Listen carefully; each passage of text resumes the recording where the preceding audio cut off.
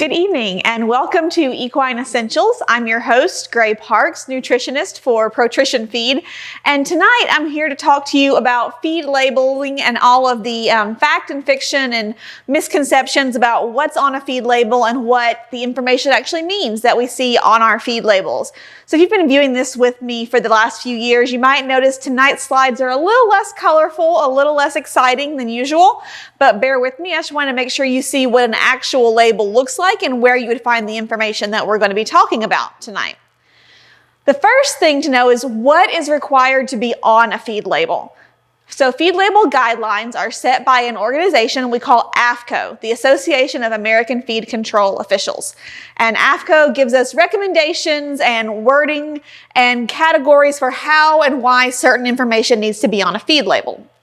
So for any feed to be legally sold, the tag or something on or attached to that bag needs to have the product name, the brand name, if there is a brand in addition to the product itself, a purpose statement that tells you what animal that feed is designed to be fed to, a guaranteed analysis, which we'll go over in detail during tonight's presentation, a list of ingredients, feeding directions, any cautions or warnings that might apply to that product. For an example, a medicated feed might tell you which animals to or not to feed that product to, or a feed that contains added copper might have a warning saying do not feed this product to sheep.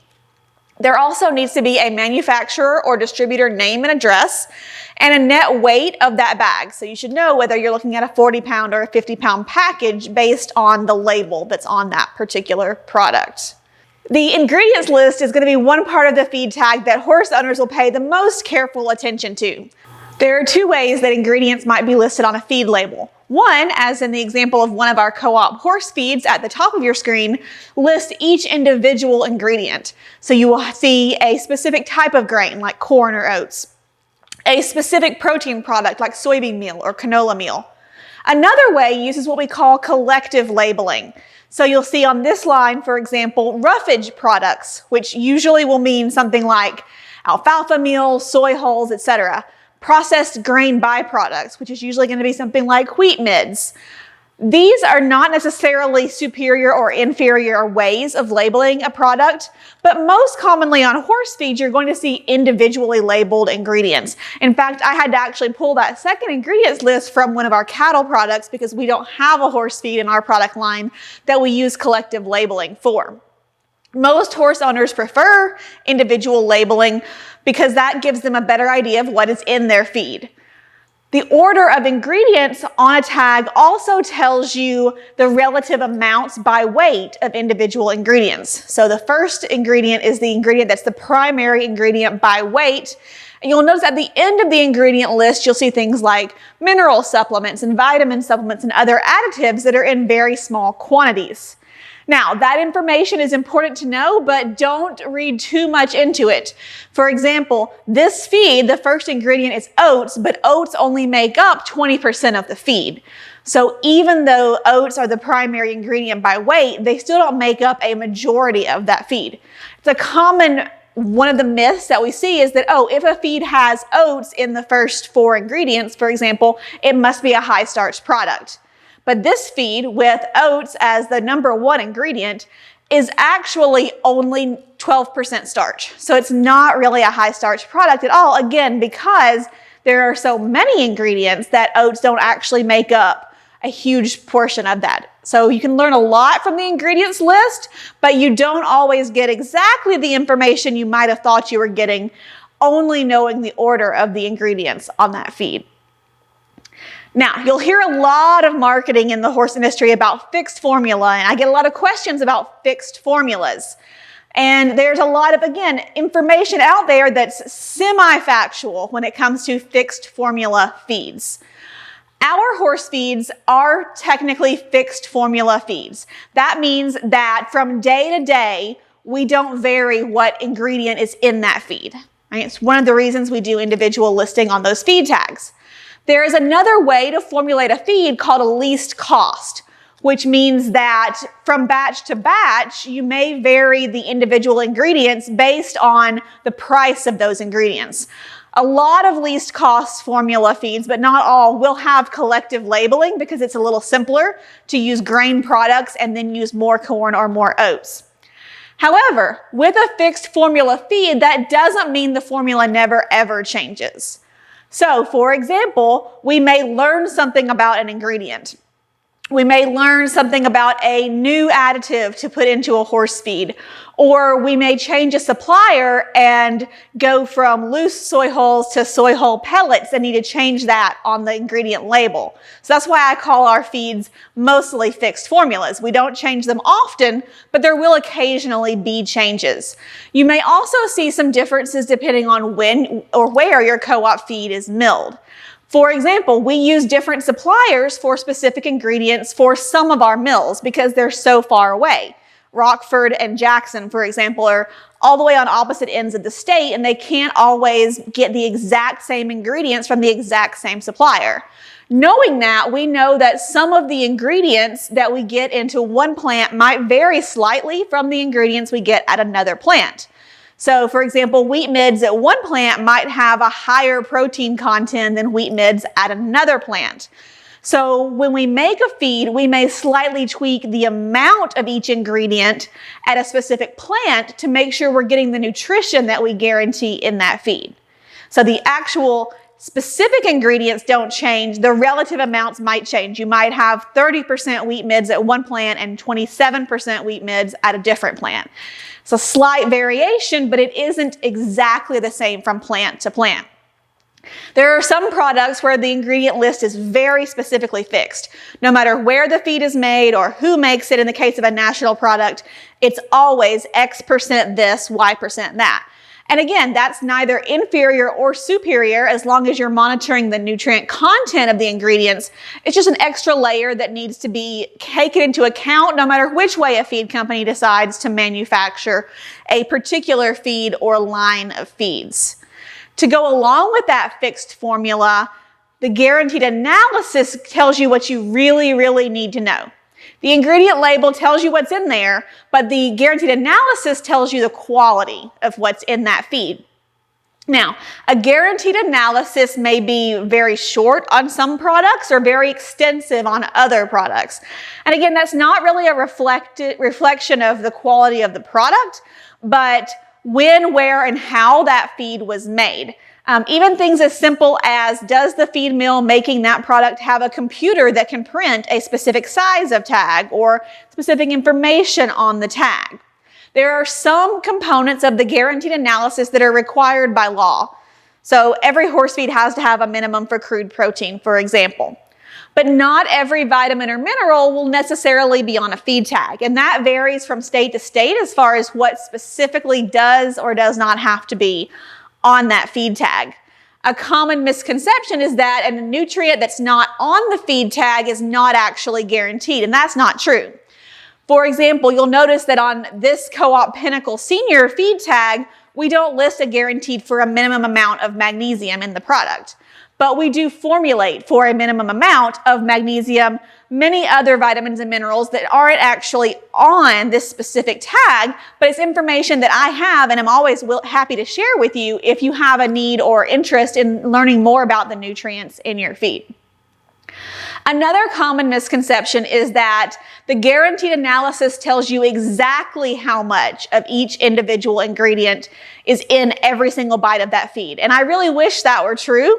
But remember, we're talking about products that are made from mostly plant materials, right? So corn, soy, alfalfa, wheat, oats, and those are going to vary from truckload to truckload, within a truckload, even within a 50-pound bag of oats, you could have varying levels of, for example, crude protein or lysine.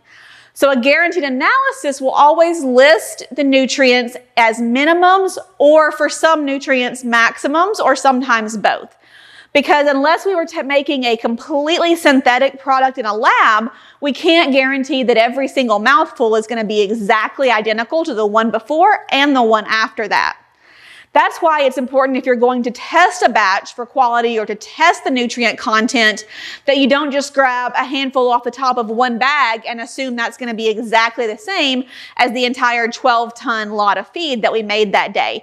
When we sample our feeds, we make sure to make multiple samples that we take out of various parts of the long run of that feed, mix them all together and subsample those individual samples so we get a really good representation of what the nutrition is in that feed. There are also, again, some misunderstandings about where a guaranteed analysis is for the product and what that means. For example, there are some people who will tell you that if the guaranteed analysis of the product is on a tag instead of on the bag, then you're less guaranteed about the nutrient content of that product, and that is simply not the case. Legally, a feed must match the guaranteed analysis, whether that analysis is on the tag or the bag, and the same applies to ingredients.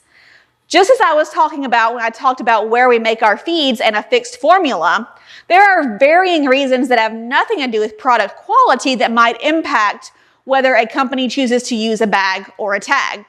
With our Pinnacle feed line, I will tell you, for example, that the current plastic bags that you see on our feeds come from an international source, and they have a 6-month lead time on ordering and very large minimums, which means that for some products, we can have multiple years worth of bags ordered at one time.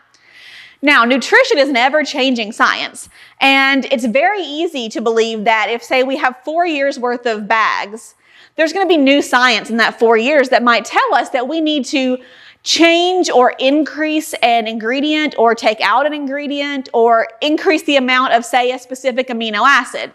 If that is printed on the bag, we legally cannot change the feed. Whereas the tag, if we learn 6 months or 6 years down the line that there's something we need to do differently, then we can change that. And since we don't work in large quantities or sell nationally, we don't go through tens of thousands of bags for an individual feed. So for us, printing on the tag allows us to be more responsive to the science and make changes when they are needed.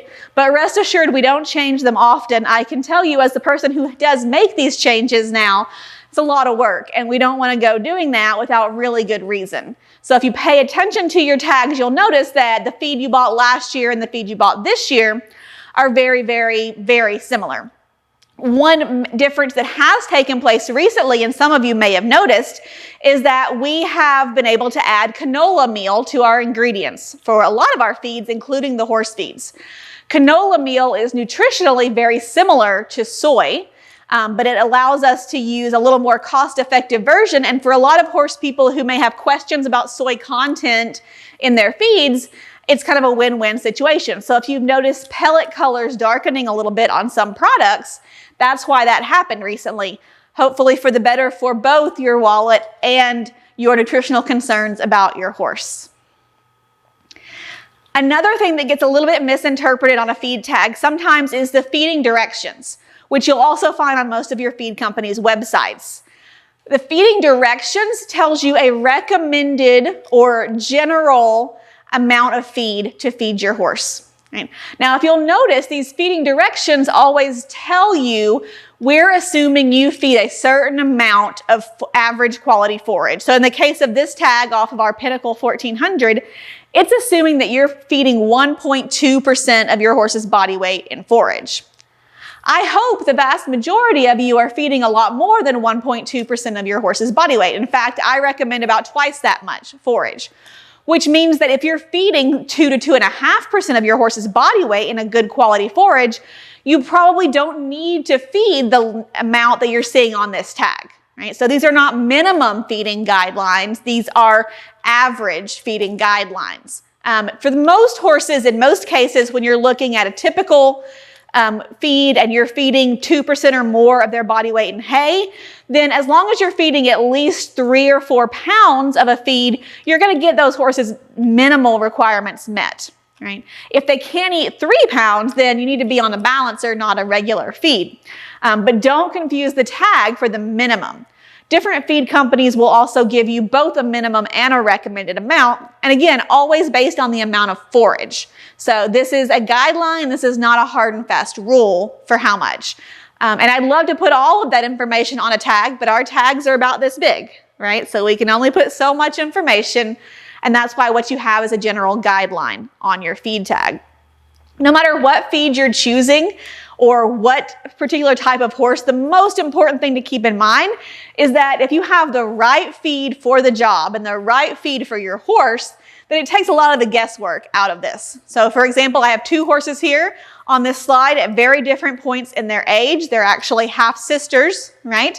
But the young one gets our Pinnacle Mare and Foal, and the one in work gets the Pinnacle 1200 high fat.